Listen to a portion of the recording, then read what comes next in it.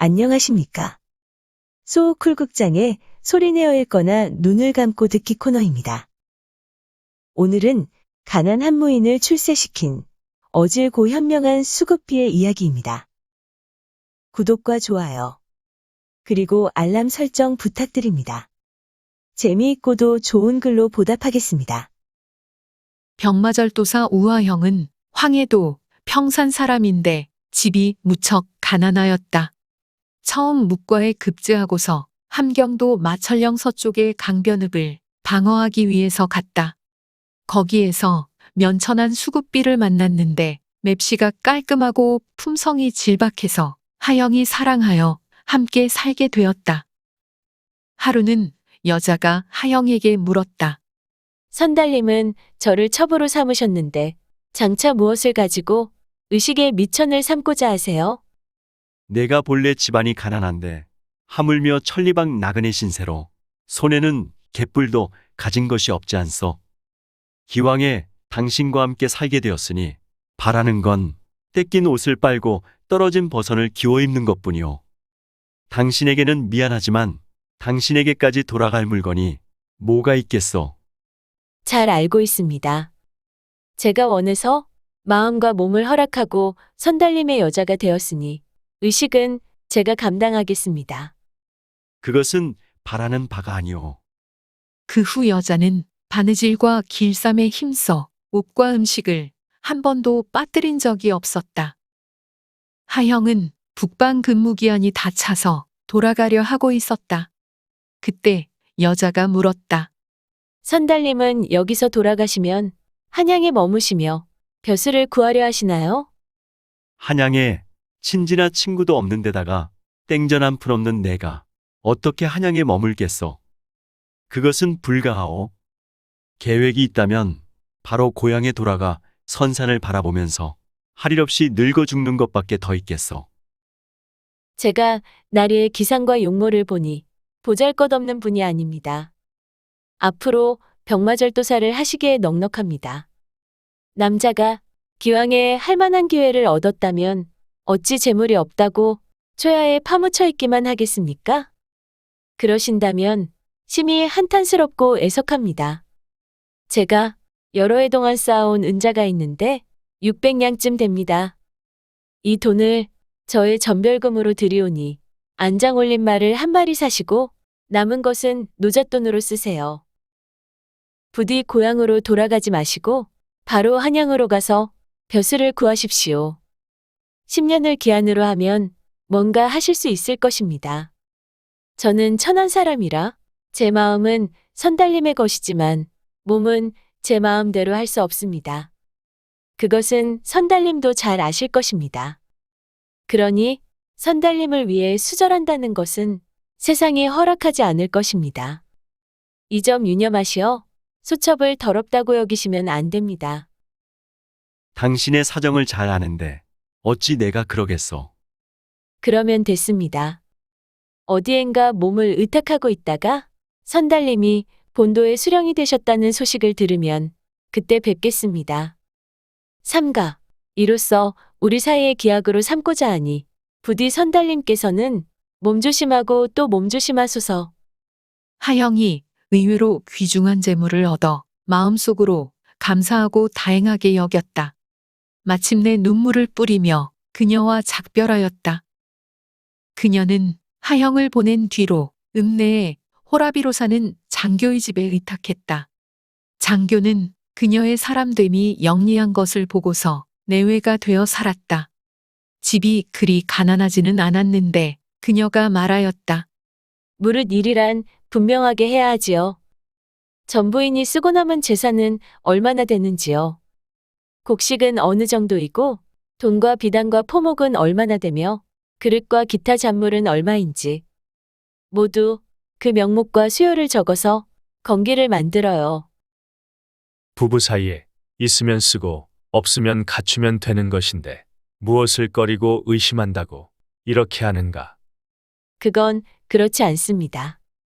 여자가 계속 간청에 맞이했는지라 결국 장교는 그녀의 말대로 건기를 작성해 주었다.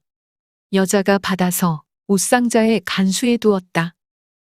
여자가 치산에 힘써 날로 조금씩 부자가 되었는데 하루는 그녀가 장교에게 말했다.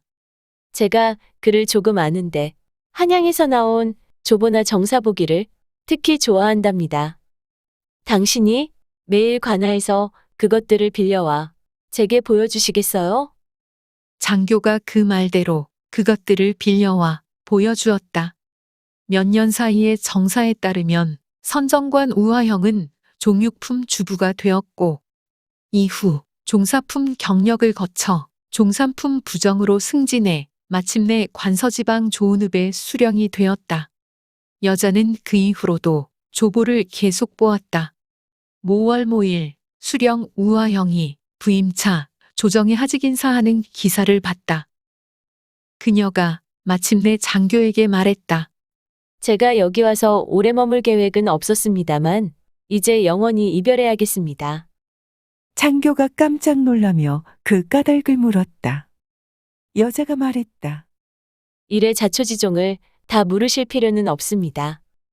저는 갈 곳이 있으니 당신은 미련을 가지지 말아주세요. 그러고는 물건의 종류를 적은 건기를 꺼내 보여주었다. 제가 7년간 재산을 관리해 왔는데 만일 하나라도 전보다 줄어든 것이 있다면 떠나는 사람의 마음이 어찌 편하겠습니까? 전과 지금을 비교해 보면 다행스럽게도 줄어든 것은 없고 간혹 2배, 3배 혹은 4배로 늘어난 것도 있으니 제 마음이 놓입니다. 이어 장교에게 작별을 고했다. 그런 다음 일꾼 하나를 고용하여 짐을 지게 하고 자기는 남자 옷을 입고 페랭이를 쓰고는 2발로 걸어서 하영이 사또로 있는 곤으로 걸어갔다. 이때는 우화형이 부임한 다음 날이었다. 그녀는 소송하러 온 백성인 척하며 관정으로 들어가 아뢰었다. 아를 일이 있사옵니다. 원컨대 섬돌이로 올라가서 말씀드리고자 하나이다. 하영이 이상하게 여겨 처음에는 허락하지 않다가 마침내 허락했다.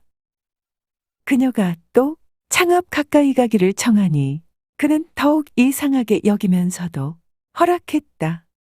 그녀가 말했다. 사또님께서는 혹 소인을 아시겠는지요? 하영이 말했다.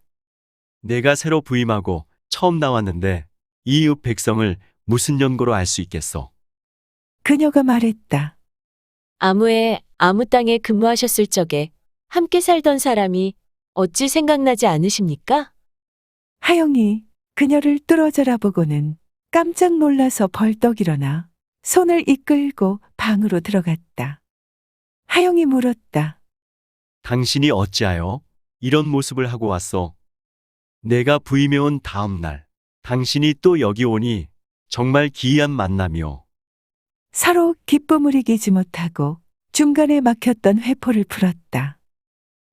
이때 하영은 아내를 잃었는지라 그녀를 관아의 안채에 거처하게 하면서 살림살이를 도맡게 했다.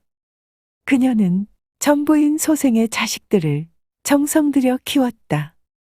노복을 지휘하고 부리는데 법도를 갖추었고 때에 맞게 은혜를 베풀고 또 위엄을 보이니 관아 사람들이 모두 흡족해하며 그녀를 칭찬했다.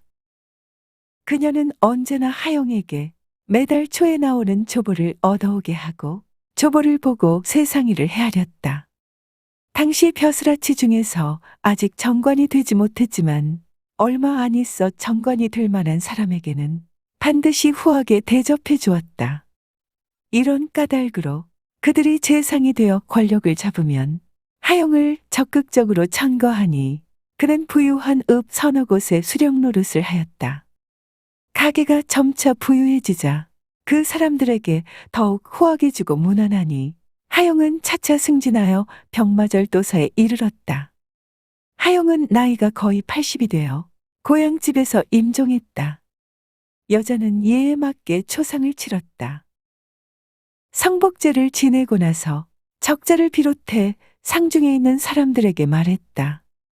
영감님은 시골 무변으로 지위가 아장까지 이르렀으니 영광이 지극했고 고위를 넘기셨으니 수명도 지극했다고 하겠다. 그러니 무슨 유감이 있으시겠느냐. 나로 말하자면 지엄이가 지아비를 섬기는 것이야 당연한 도리라. 자랑할 것이 뭐 있겠느냐마는 여러 해 정성과 힘을 다하여 영감님 벼슬고 하는 것을 도와 오늘에 이르게 했으니 나도 책임을 다했다. 돌아보니 변방에 천한 사람으로 무죄의 소실이 되어 여러 읍에서 두터운 녹을 누렸으니 나의 영광 역시 지극하다 하겠다. 한 가지, 영감님 살아계실 때 내가 살림살이를 주관한 것은 그럴 수밖에 없었기 때문이었느니라.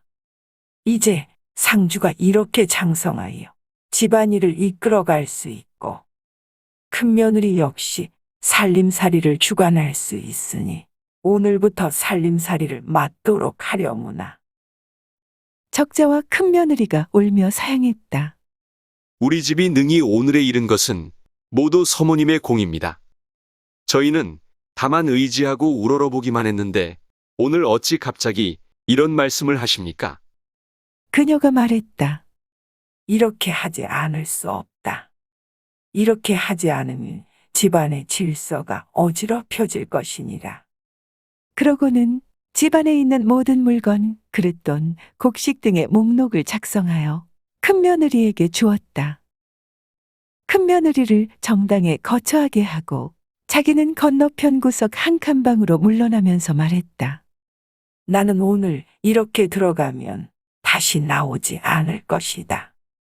문을 닫고 곡기를 끄느니 며칠 만에 죽었다. 적자를 비롯해 모두 애통해하며 말했다. 우리 서모는 보통 분이 아니시니 어찌 서모로 대접하겠는가?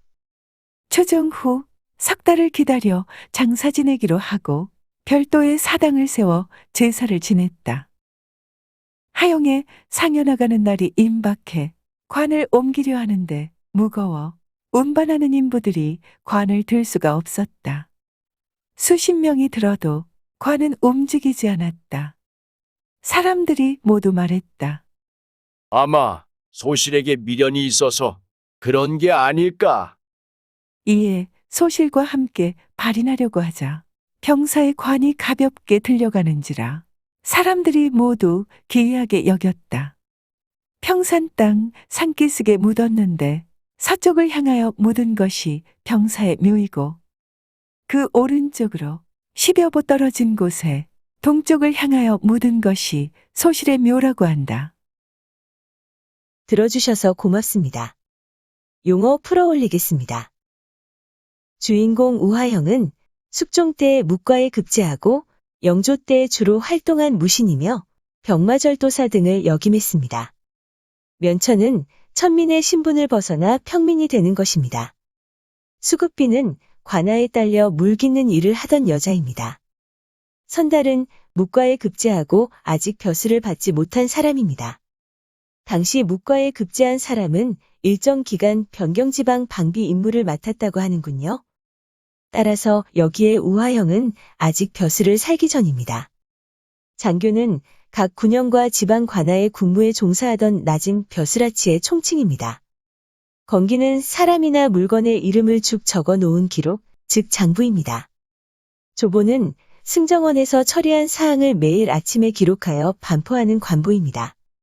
정사는 관원의 임명과 면직에 관한 기사입니다. 주부는 각 아문의 문서와 부적을 주관하던 종육품 벼슬입니다. 경력은 각 부에서 실제적인 사무를 맡아보던 종사품 벼슬입니다. 부정은 여러 관아에 둔 종산품 벼슬입니다. 패랭이는 대깨비로 엮어 만든 갓입니다. 역졸, 보부상 같은 신분이 낮은 사람이나 상제가 썼다고 합니다. 전관은 이조와 병조에 속하여 문무관을 선발하는 일을 맡아보던 벼슬아치입니다. 성복은 전통 상례에서 초상이 나서 처음으로 상복을 입는 것입니다. 보통 초상난 지 나흘 되는 날부터 입습니다. 상주를 비롯하여 산 사람들이 망자와의 가족관계에 따라 상복을 입는데 이를 성복이라 하고 이때 지내는 제사를 성복제라 합니다. 아장은 대장에 버금가는 장수라는 뜻입니다. 무관 계통의 차관급 벼슬, 포도대장, 병조참판 등을 이릅니다. 무제는 무관으로서 이품 이상의 관직에 있거나 있었던 사람입니다. 정당은 한 구획 내에 지은 여러 채의 집 가운데 가장 주된 집채로 안채입니다. 초종은 전통 상례에서 초상이 난 때로부터 졸고까지를 말합니다. 참고문헌 및 자료 출처 소개해 올리겠습니다. 편자미상의 청구야담이 모본입니다. 여기에서는 이강옥 교수가 현대한국어로 옮긴 청구야담을 빌렸습니다. 한국민족문화 대백과사전, 한국민속 대백과사전, 한국학중앙연구원, 국립중앙박물관 그리고 국립민속박물관의 기사와 사진을 빌렸습니다. 지역의 문화, 한국인의 통과 일에 상례의 기사와 사진을 빌렸습니다. 지역의 문화, 한국인의 통과 일에 산모의 젖을 나오게 하는 삼신우물의 기사와 사진을 빌렸습니다. 위키백과와 나무위키의 기사와 사진을 빌렸습니다. 조선시대 화가 김중근, 장승업, 김홍도 그리고 신윤복의 그림 몇 점을 빌렸습니다. 123RF, 핀터레스트, 크라우드픽, 게티 이미지뱅크 그리고 픽스타의 사진과 일러스트를 빌렸습니다. 소우쿨 극장은 일주일에 3번, 매주 화요일, 목요일 그리고 토요일 오전 10시 전후에 이야기를 올립니다. 고맙습니다. 다음에 만날 때까지 안녕히 계셔요.